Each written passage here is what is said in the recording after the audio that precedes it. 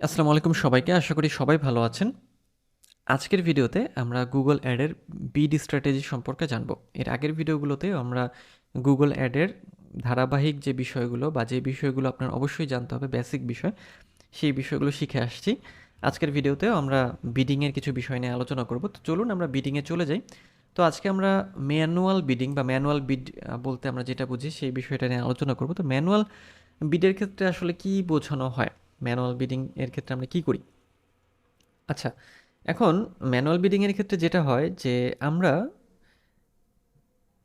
কিভাবে বা কোন উপায়ে কোন ক্লিকের জন্য কত টাকা গুগলকে পে করব সেটা আমরা নিজেরা ঠিক করে দিই। অর্থাৎ অ্যাড এক্সপার্ট হিসেবে আপনি সেটা ঠিক করে দেবেন।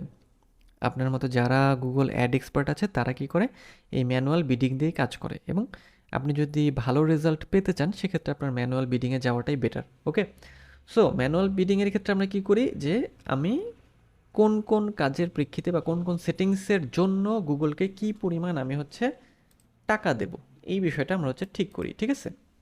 আচ্ছা, এখন দেখেন আমরা যেটা করে থাকি যে আমরা বিডস মানে বিডগুলোকে কিসের উপর ভিত্তি করে মানে হচ্ছে অ্যাডজাস্ট করি, যেমন হচ্ছে ডিভাইস টাইপ, কোথায় আমরা অ্যাড দেখাবো, লোকেশন, টাইম অফ ডে, তারপর অডিয়েন্স ইত্যাদি বিষয়ের উপর ভিত্তি করে আমরা হচ্ছে বিড মানে ম্যানুয়াল বিডিংয়ের যে বিষয়টা সেটা ঠিকঠাক করে থাকি। ওকে, সো এই বিডিংয়ের ক্ষেত্রে বেশ কিছু বিষয় থাকে, যেমন দেখেন আমি শুরুর দিকে বলেছিলাম ম্যাক্সিমাইজ ক্লিকের কথা বলেছি, তারপর হচ্ছে ম্যাক্সিমাইজ ইমপ্রেশন আর ভিউজের কথা বলেছি, ম্যাক্সিমাইজ কনভার্সন, ম্যাক্সিমাইজ ভিউজ। অর্থাৎ বিডিংয়ের ক্ষেত্রে এই বিষয়গুলো কি আমি একটু এগুলোকে হচ্ছে একটু মানে ডিটেলসে বলি। ম্যাক্সিমাইজ ক্লিকস বিডিংয়ের ক্ষেত্রে আমরা কী করি, আমাদের যদি প্রধান উদ্দেশ্য হয় এরকম যে আমরা আমাদের ওয়েবসাইট ট্রাফিক নিয়ে আসতে চাই অথবা প্রোডাক্ট সেল করতে চাই, সেক্ষেত্রে আমাদের কিন্তু প্রচুর ক্লিকের প্রয়োজন হবে, যেটাকে হচ্ছে ম্যাক্সিমাইজ ক্লিকস বলা হয়। অর্থাৎ অর্থাৎ গুগলকে আমরা বলবো যে হ্যাঁ আমি এত টাকা খরচ করব এবং এর বিনিময়ে আমি চাই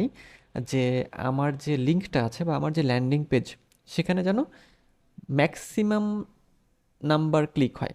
ওকে, সো এটাই হচ্ছে আমাদের ম্যাক্সিমাইজ ক্লিকস। নেক্সট হচ্ছে ম্যাক্সিমাইজ ইমপ্রেশন অর ভিউজ। তো ইমপ্রেশন অর ভিউজের ক্ষেত্রে বিষয়টা কি, যে আমরা কি করতে চাই যে আমরা ইমপ্রেশন যেটা আমরা আমাদের অ্যাডে পেয়ে থাকি, বা যদি এরকম হয় যে আমরা যখন কোনো অ্যাডে যাই আমরা অ্যাডের জন্য ক্লিক চাচ্ছি না, আমরা ধরে নিলাম যে আমরা ইমপ্রেশন চাচ্ছি, তাই না? ইমপ্রেশনের জন্য ইমপ্রেশন এবং ভিউ এই দুটোর জন্য আমরা হচ্ছে গুগলকে পে করবো। ওকে, সো এই যে এগুলো হচ্ছে ইমপ্রেশন, তাই না? তো এখন সেক্ষেত্রে আমরা কী করতে পারি, ম্যাক্সিমাইজ ইমপ্রেশন আর ভিউজ, অর্থাৎ আমাদের যে ইমপ্রেশন আসবে এবং অথবা আমাদের যে ভিউ আসবে সেটা যেন সর্বোচ্চ পরিমাণে হয়। এরপরে যেটা রয়েছে সেটা হচ্ছে ম্যাক্সিমাইজ কনভার্সন। ম্যাক্সিমাইজ কনভার্সন কি? কনভার্সন বলতে বোঝায় আমি যখন মনে করেন এই ওয়েবসাইটগুলো দেখলাম, এই কিওয়ার্ড লিখে আমি সার্চ করলাম, আমি এটা পেলাম এবং দেন আমি এটাকে এখানে ওপেন করে নিলাম এবং দেন আমি কনভার্ট হয়ে গেলাম, আমি এখান থেকে কোনো কিছু অর্ডার করলাম বা কিনে ফেললাম। তাহলে কি হলাম? আমি কনভার্ট হয়ে গেলাম বা কনভার্সন হলো, তাই না? অর্থাৎ আমি কোনো কিছু কিনে নিলাম, যেমন মনে করেন এখানে এসে। এক্ষেত্রে কী হবে, যে ক্ষেত্রে বিডিংয়ের স্ট্র্যাটেজিটা হয় যে ম্যাক্সিমাইজ কনভার্সন, অর্থাৎ আমি সর্বোচ্চ পরিমাণ কনভার্সনটাই চাই, যাতে করে আমার যে প্রোডাক্ট আছে আমার প্রোডাক্ট অনেক বেশি পরিমাণ সেল হয়। ওকে, আচ্ছা, নেক্সট হচ্ছে ম্যাক্সিমাইজ ভিউজ। ম্যাক্সিমাইজ ভিউজটা কি?